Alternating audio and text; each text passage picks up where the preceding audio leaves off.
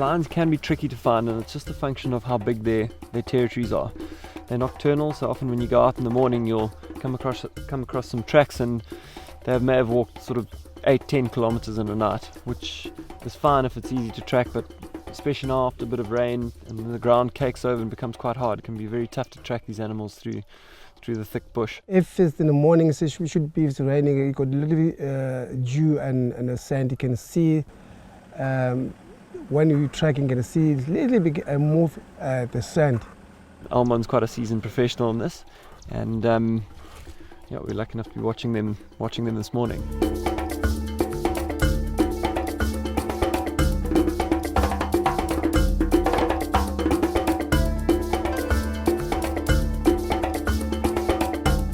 They're right at the top of the food chain.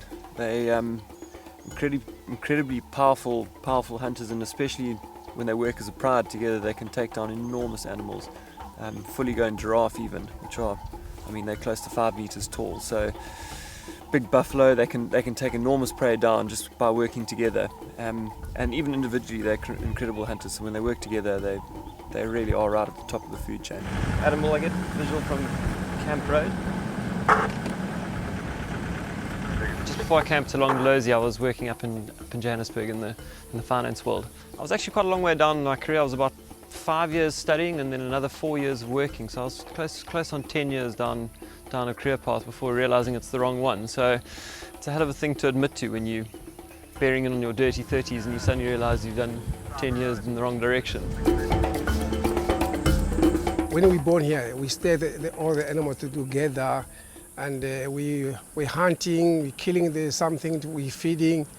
And my family, that's why you grow bigger, you stay with all the animals. We come to Londolozi 1970. The name for Londolozi comes from the Zulu people, because they protect all the living things. But the Zulu people say Londoboza.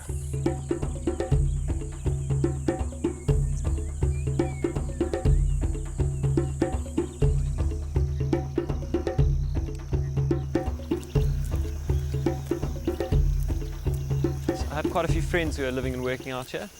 I knew that they needed someone here in finance, and I thought I could probably do it, and I wasn't enjoying what I was doing anyway, so I thought, you know what, I had no obligations in Joburg at the time, thank goodness. So I thought, if I'm going to do this, the time is now. I don't want to look back when I'm 40 and go, jeepers, I should have gone and done those 2 years or 4 years in the bush.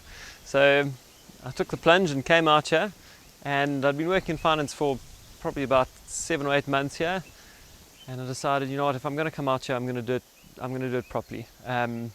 So I resigned from finance and started the Rangers course at the beginning of the year, in about the beginning of January sometime. If John started the filming here, and then I think it's 81 or what, I think 81, I can't remember. Myself, I'm not understand what Johnny done, because we never see that the camera was filming with something there. John said to me, let's go to the bush. And we started walking the bush, look at the tracks, we follow the tracks, the first leopard in Londolozi. And we follow the leopard. I said, John, what are you doing here? I said, no, John, we're filming. This is the camera, we're filming. When you see the TV, it comes from this camera, what. I said, that's fine. And after that, I said to John, why you pull it like this? Why are you marking here? He said, no, we're marking it because when you focus like this, you put a number there where you can stop, and you show me the lanes, pull out, and zoom out, zoom in. I said, okay. He said, go to light meter, old camera. He said, go to light meter, what is telling me the story? I said, okay, it's fine. He gave me a camera. We learn so quick. He take me to London, the workshop. All the cameramen there show us the new lenses, whatever way we can film it, tell us the story. We're learning more, but I can't write because I can't write, I can't read. But when you talk, it comes straight in my head. We write inside. My name is Elmon Nhlongo. I was born of the Shangaan people and grew up close to the Kruger National Park in South Africa. I used to watch the wildlife documentaries that were made here at Londolozi when I was a young kid, 4 or 5 years old, and I remember telling my parents, oh, I want to be Elmon Nhlongo one day. And now he's my partner, and we sit 8 hours together on a vehicle, day in and day out, seeing the wilderness, and him teaching me things that I never knew were even possible. I mean, it's an amazingly humble experience. And Elmon's an amazingly humble man to work with, and I've learnt an incredible amount from him. See if we can find anything, any sign of this cheetah from this morning. My only worry is that if it was hunting, it could have been wandering around quite a bit during the day.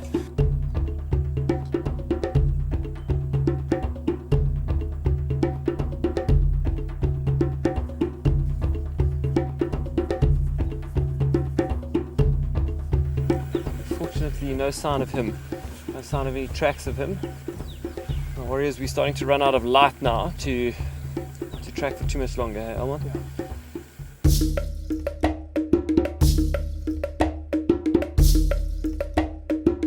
I cherish the times where sometimes you leave the guests in the vehicle and you head off into the bush to go and track, and I cherish those times because that's when we sort of slow things down a bit, and he sort of points out a few things and he starts teaching me about the smaller things that you don't really get to see while you're zooming around in the vehicle, and it's an incredible thing sharing all of that with a man who I sort of hero worshipped as a child.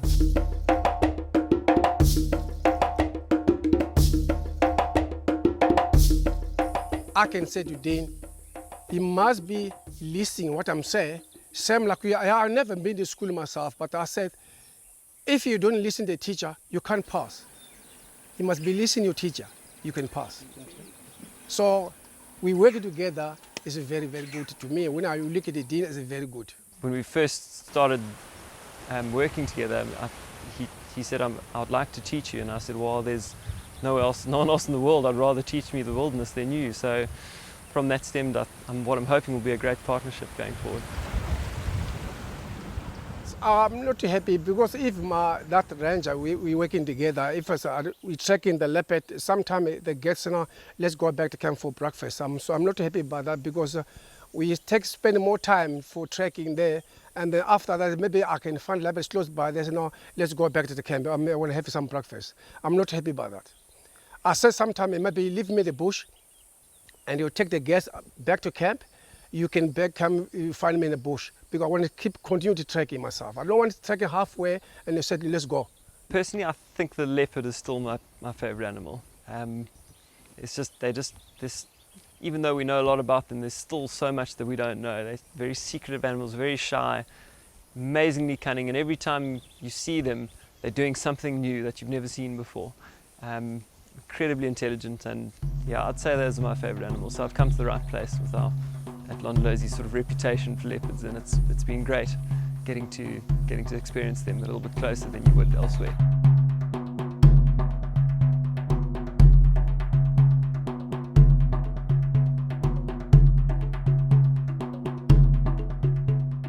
The leopard is a very cunning and elusive animal, and in its completely natural state, it doesn't like to get seen by things. Every time it gets spotted by a squirrel or an impala and they start alarming at it, it doesn't like it at all, and immediately it starts moving into thickets to try and get away. So the fact that we're able to sit here so close to this animal and can be completely relaxed with the vehicle here is a testament to a lot of great conservation work that's happened in the past. She's completely at ease, she isn't even watching us, she's got a kill close by, and she's completely relaxed. If we walk in the bush and then we saw the drag mark leopard dragging the impala, it was in the tree, I tell the boy Vati sometimes, I said, no, I'm not stealing because someone killed it. You need to share. I can cut half to cook because I like that meat. If I don't eat impala meat, maybe for a couple of years, my body's not feeling well. We checked today, when I was there, I checked and said, no, this is rotting already. I don't think I can eat it. But if it's fresh one, I can see it. I can say maybe I can cut it. Yeah, I can see the leopards just a little bit somewhere there, a little bit further there. And we can walk close by there, then they cut a little piece, we cook it to eat it. Please, I want to cut the meat, little bit meat. I don't want to take all the meat. It's always nice to have a bit of a reality check every now and then, just to remind yourself that perhaps you won't be here forever, so you've got to maximize your time while you're here. And that exact thing happened last night. We I was sitting in my room at 9:30 at night, and the options were go to bed or possibly go out and find some lions that were quite close to camp and spend some time with them. And I knew I'd probably be tired this morning, but I turned around to my girlfriend and I said, we're not going to be here forever. This is the type of thing that you live for while you're out here. So 2 of us disappeared out 9:30 at night, and we went and found some lions, and we sat with them for 2 hours until late last night. And it's just things like that. It's just the most incredible thing you can ever imagine. And so we're very fortunate that we're able to do that kind of thing out here.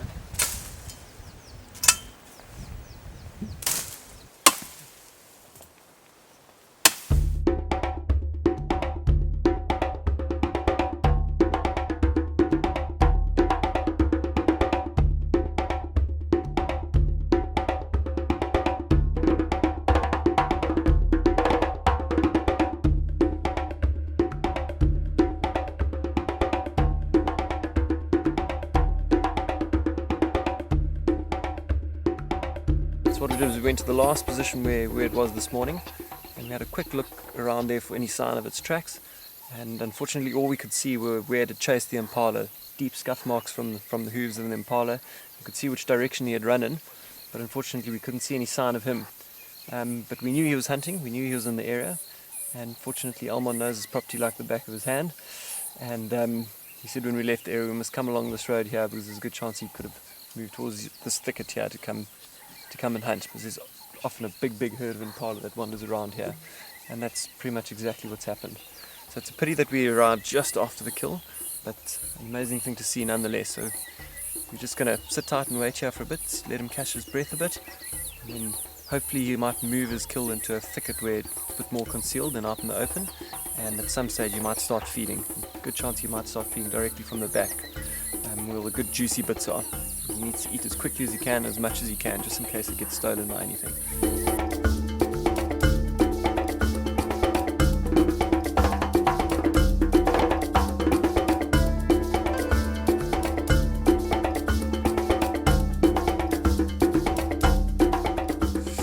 That's awesome.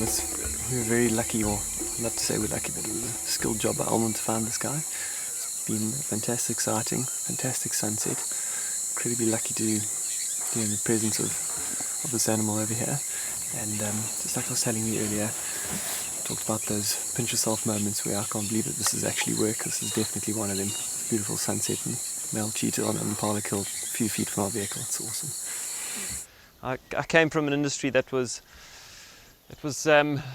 unethical at times, a little bit unscrupulous at times, and to come to a place like Londolozi where I really do believe in the higher cause that's on the go here, and it sounds a little bit cheesy in that, but I really do, and it's great to be a part of that. And I've never ever worked for an organization where so many people are all pulling in the right direction. I say I enjoyed it. I like it so much. I don't think maybe I can try to change it or do another job. I don't think so to do that. Nah. If he decides to take up a career in finance, I think at last maybe I'll be able to help him for a change. It seems to be a one-sided relationship at the moment. Yeah, no, I'd be pretty distraught if he decided to leave. His heart's in the bush. He loves every second of it. To do it for 42 years and still have the energy and enthusiasm for it that he does, it just shows that how much he loves his job, and it's infectious. It's great to work with that.